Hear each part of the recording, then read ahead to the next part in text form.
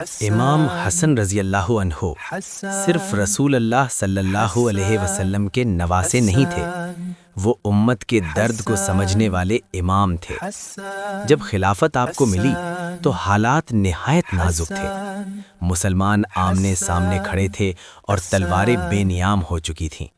امام حسن جانتے تھے کہ ایک جنگ جیتنا آسان ہے، مگر امت کو ٹوٹنے سے بچانا مشکل۔